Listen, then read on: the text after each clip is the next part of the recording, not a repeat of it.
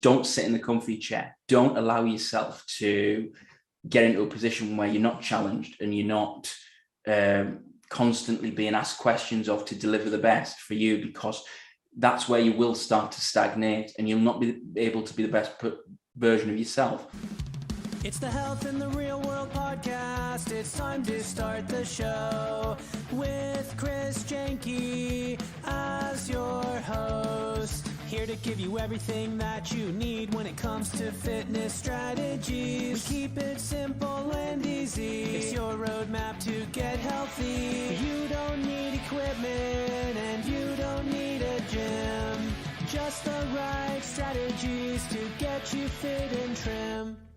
The Health in the Real World podcast is sponsored by most exercises and workouts, whether they be running, biking, elliptical, rowing machine, traditional weightlifting, or even CrossFit, do not give you a balanced workout. And when you do workouts that neglect even one area, you're out of balance, resulting in pain and injury as well. Achieve your goals with the fitness program your chiropractor would love. Visit chrisjanke.com/pod to watch the free video. Hello and welcome to Health in the Real World. I'm Chris Janke and I'm joined today with Nathan Sherratt. Nathan is a soccer referee, or football for the rest of the world, non-United States. He supports referees with resilience and mental toughness training and all other performers as well to improve mental health. Nathan, thank you so much for joining me today. Thanks very much for having me, Chris. I'm delighted to be joining you. Absolutely. Well, this is great. I always need to make sure we acknowledge this because I think it's awesome. You're at 4 p.m. Are you in the UK, right? Yeah, and just I'm near Newcastle, which I think a lot of people across the world tend to know. Nice, absolutely, yeah. And so it's kind of the end of your work day, at least, and I'm just starting mine. So it's amazing that we get to chat here and get to know each other a little bit and talk about your business and what you do. So on that segue, go ahead and introduce yourself a little bit deeper as far as what you do.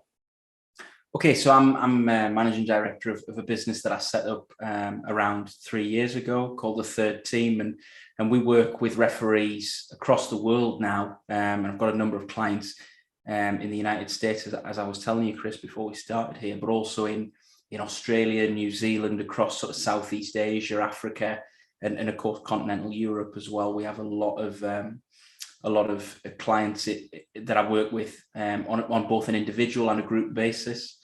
And I work with a lot of the major national football associations across the world as well. But also my work extends to working with those in education, whether it be in secondary school or high school, as you would call it, in the United States, in universities, around their mental health and well-being, but mental toughness and resilience, dealing with a lot of the pressures and the challenges that things like examinations bring, peer pressure, that transition from being sort of an older teen to a young adult. And then, of course, I do a lot of work around mental health and resilience training as well, and helping,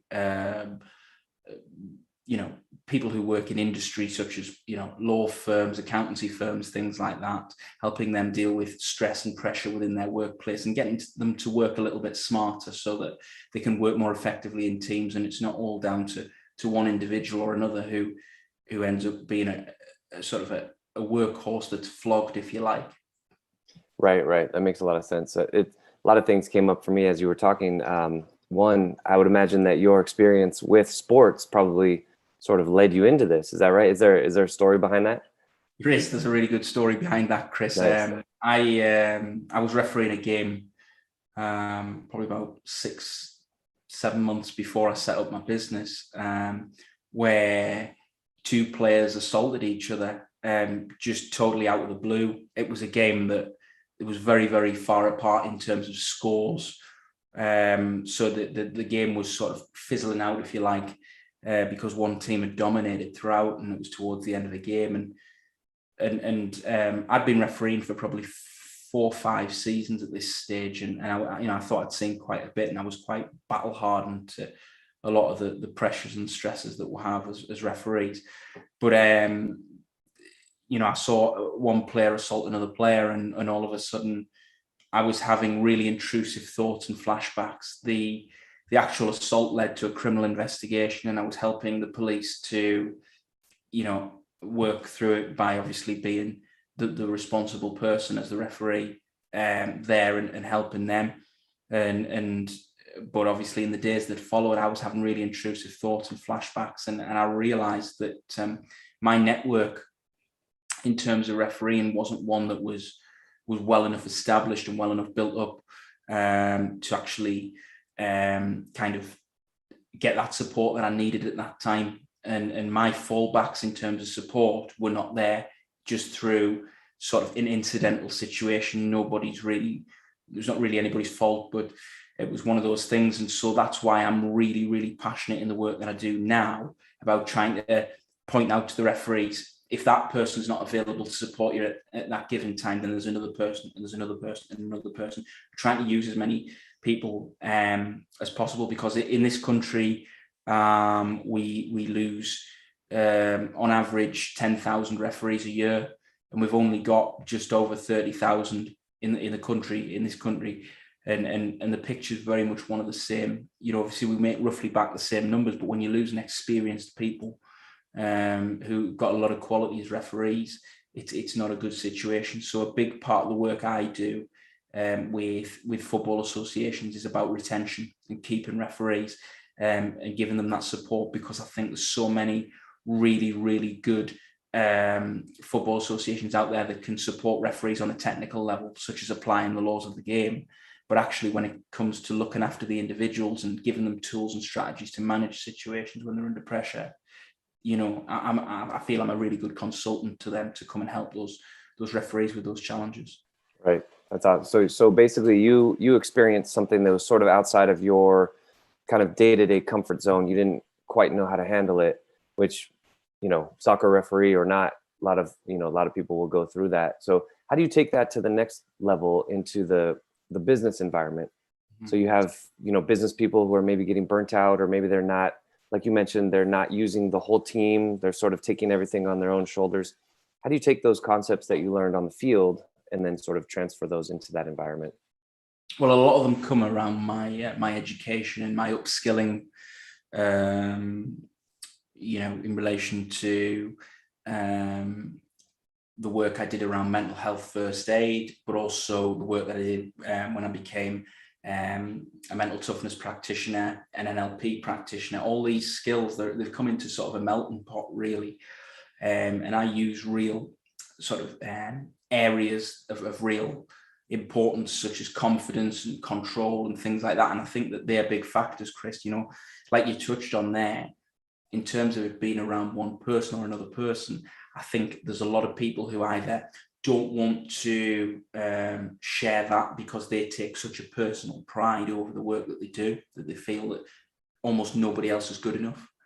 But also you get the other side of it, where they see somebody who's really good, who gets squeezed a little bit in the middle as well. You've got board level people, and you've got those sort of, people who are maybe coming out of university or whatever it might be, and are just coming into the industry. And the people in the middle generally tend to be the ones that are squeezed the most. And I think that that's something that we can understand from many aspects of life, is those who tend to be in the middle generally tend to be the ones that get squeezed the most. And so I think that it's about actually saying, well, if you've got, Tom, Barry and Richard, and Richard's on the verge of a heart attack, or he's on the edge of burnout, because it's not just about the mental effects, it's about the physical effects that it has on your body as well. Then you need to talk about how the other two, maybe one of the other two is a really good with a certain aspect of finance, law, or whatever it might be. And another one might be particularly good with family side of law, or if you're talking about a law firm or something like that. It doesn't need to all be on one person. So it's about working with that. But also what I'm trying to do as well with these teams of people is actually trying to say, look, if you see a colleague here who is normally the life and soul of the party and almost coming right at it, and he's always there, and he lifts the morale and everything, and you notice he's either really pushing that, going to an extreme where he's being extremely extroverted, or he becomes extremely introverted, then that's when you need to be looking and talking using the time that you get maybe around the coffee machine or whatever it might be, just to say, hey, how are you doing? How's things going? How's your wife? How's your children? What did you do at the weekend? Because if you work with people for a long time, you generally tend to pick up little bits and pieces about them. You might think that they're like going running at the weekend. They're part of a running club or something like that. Have you had a race this weekend? Have you been somewhere and done a marathon or whatever? They might like fishing. Have you been somewhere fishing? Have you done this? Have you done that? Just asking those questions and knowing those things. And if they're a lot more withdrawn and they don't generally tend to talk about it, or they're almost so lively that you can see they're trying to mask something that's going on there. It's about educating people about that so that we can help each other in that workplace. Because ultimately, if the team goes a man down or someone, I use a man in the plural term, man or woman, down, you may have a problem in terms of the success of that team without a crucial component. Whereas if you're looking after each other, both with a workload, but also personally just saying how you're doing and things like that, that can massively change. So we do a lot of education around signs to look out for, give them a little bit of background knowledge about, sort of a lot of mental health challenges and things that people can function every day with, but they might need to have a little bit of help with managing and might slip beyond their level of control from time to time as well. Right.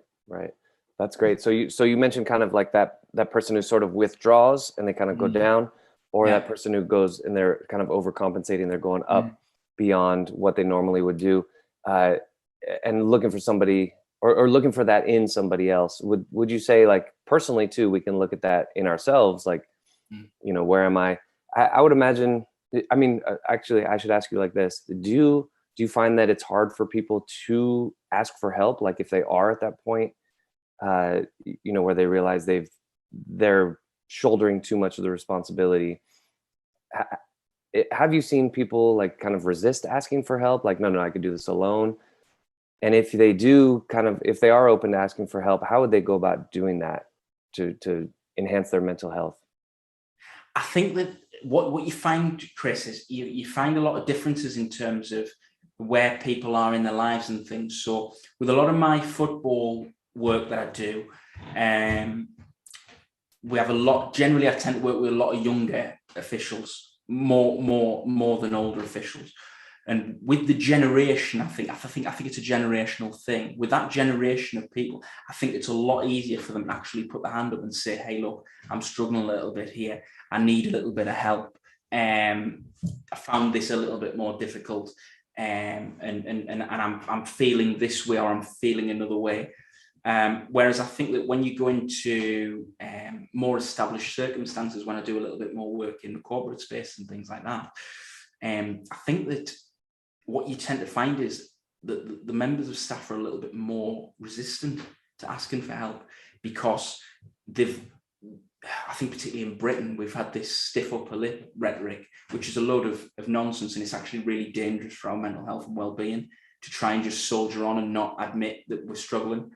But right. I think that it still lives within them a bit. And I think that, they find it a little bit more difficult to actually say, I'm finding this really difficult and you're pushing me really hard here, and it's having a massive effect on my physical health, my mental health, but also the things I need to recover, such as it's eating into family time, it's eating into time when I like to do my hobbies and things like that, and I'm not getting enough time to rest and recharge.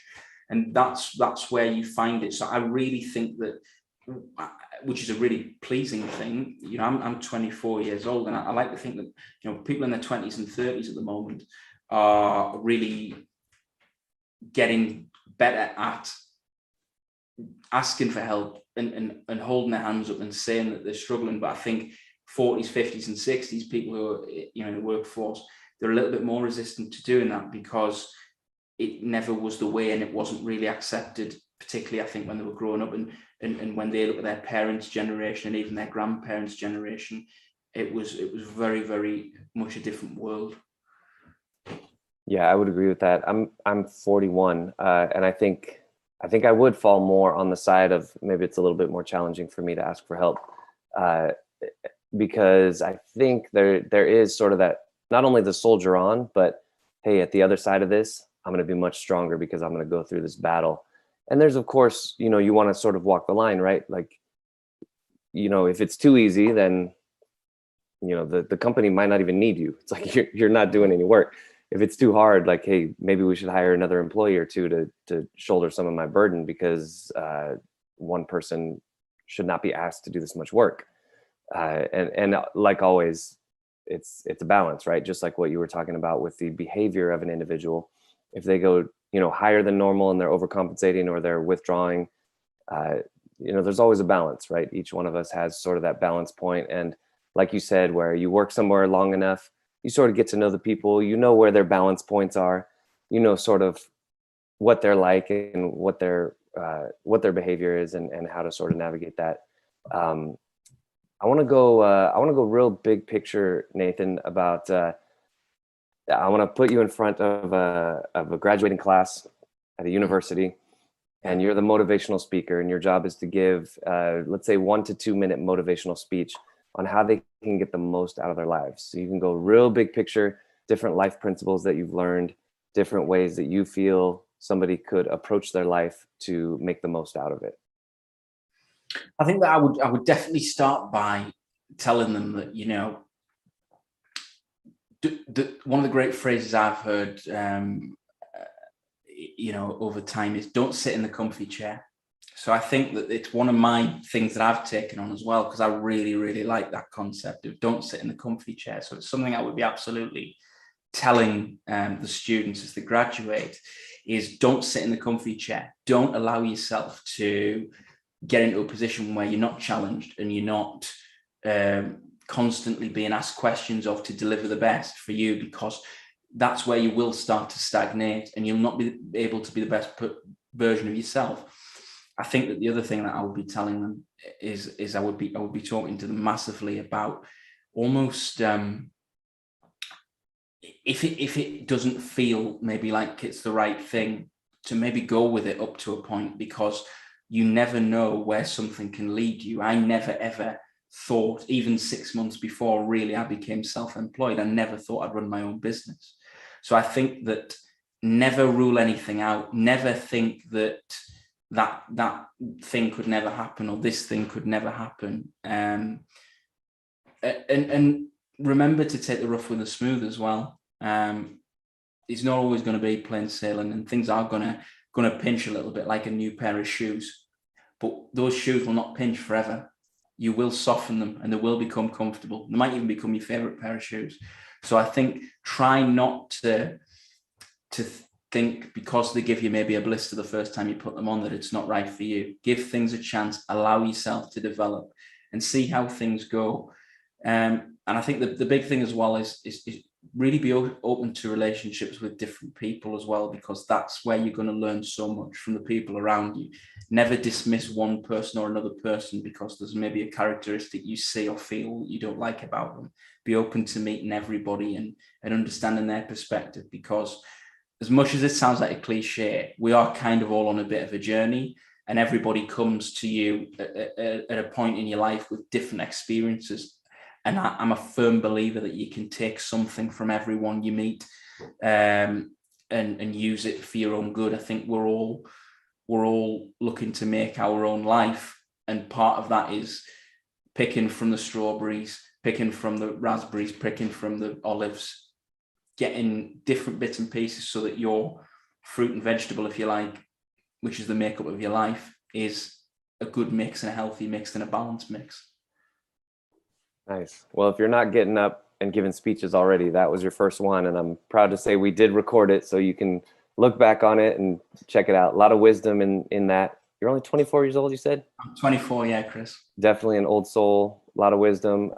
Keep doing what you're doing. How do people get in touch with you online, website, social media, email addresses? Yeah, we're available at the thirdteam.co.uk. And I produce a weekly blog on there, which comes out every Friday. So it comes out at 5:00 in the UK. So I think that would be 12:00 Eastern and 9 a.m. Pacific. Yep. 9 a.m. Yeah, 9 a.m. Yeah. 9 a.m. Pacific. Yeah. So that's every week. That's out on a Friday. And the idea of that is basically one of gives you something to read before you go and do your Saturday game. and give you something to take into your game. So we do that. You can sign up to that on the website. We're also on Twitter, Facebook, Instagram, and LinkedIn. We've got a great following, and we get some great interactions on there as well, where there's constant content coming out, tips and advice that we do. So it's Thursday today. There'll be tips and advice coming out today, and opportunities to sign up to our free download, which is about confidence, which it's a little taster program of some of the work that I do. And for those who are interested in working with me on a one-to-one level, obviously you can visit the website and also get in touch with me that way. And of course, really obviously would encourage people to engage with us on social media as well, because I love hearing from referees and working with referees all over the world. Nice. Well, again, Health in the Real World. I'm Chris Janke. This is Nathan Sherratt, supporting referees, but also all people, business people, regular folks too, with resilience and mental toughness. I think it's great what you're doing, helping people rise up to the challenge. So Nathan, I appreciate you joining me today. Thank you. Thanks, Chris. It's the Health in the Real World podcast. It's time to start the show with Chris Janke as your host. Here to give you everything that you need when it comes to fitness strategies. We keep it simple and easy. It's your roadmap to get healthy. You don't need equipment and you don't need a gym. Just the right strategies to get you fit